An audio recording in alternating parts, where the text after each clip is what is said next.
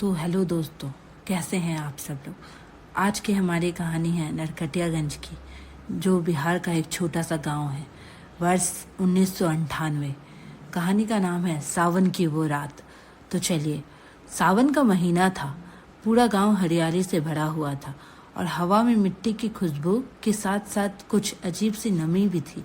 उस शाम गांव में ज़्यादातर लोग अपने अपने घरों में थे क्योंकि हल्की बारिश हो रही थी।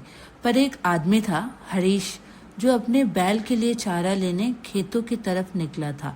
हरीश का घर गांव के बिल्कुल किनारे था। उसका खेत जंगल की सरहद से सटा हुआ था, जहां अक्सर लोग अकेले जाने से डरते थे। कारण सालों पुरानी एक बात जो अब भी गांव वाले धीरे से बताते थे कि उस जंगल के पास की जमीन शापित है। कहते थे एक औरत ने वहां आत्महत्या की थी। उसका पति उसे मारता था और एक दिन उसने खुद को पीपल के पेड़ से लटका लिया। वो कहते थे उसकी आत्मा आज भी वहीं भटकती है, खासकर सावन की रातों में।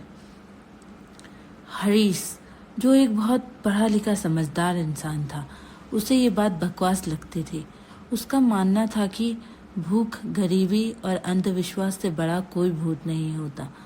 करीब 8 बजे वो चारा काट रहा था जब उसे किसी की रोने की आवाज आई। पहले तो उसने सोचा शायद कोई जानवर होगा, पर फिर आवाज दोबारा आई और इस बार और साफ, जैसे कोई ठीक उसके पीछे खड़ा होकर रो रहा हो। वो पलटा, कोई नहीं था।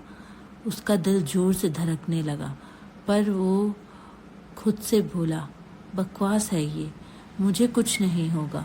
और वो फिर से चारा काटने लगा। तभी अचानक उसकी दरांती किसी चीज से टकराई, कांट जैसी चीज, पर धड़कन थी उसमें। हरीश ने नीचे झांका। एक सफेद साड़ी में लिपटी औरत जो घुटनों के बल जमीन पर बैठी थी। उसका चेहरा नहीं दिख रहा था, बस लंबे बाल और एक रुलाई। वो पल भर के लिए जम गया।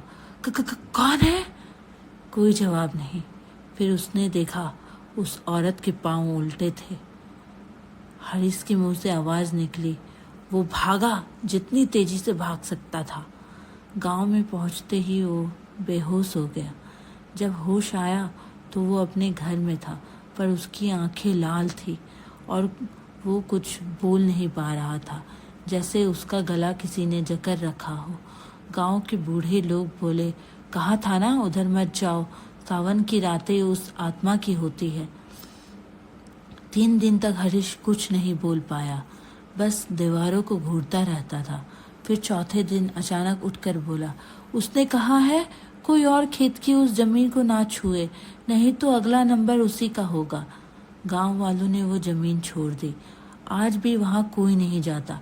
और अजीब बात ये, जिस पीपल के पेड़ से उस औरत ने जान दी थी, उसकी एक डाली हर सावन में खुद ब खुद टूट जाती है, जैसे वो अब भी किसी को अपनी फांसी याद दिला रही हो। ये कहानी सिर्फ एक किस्सा नहीं।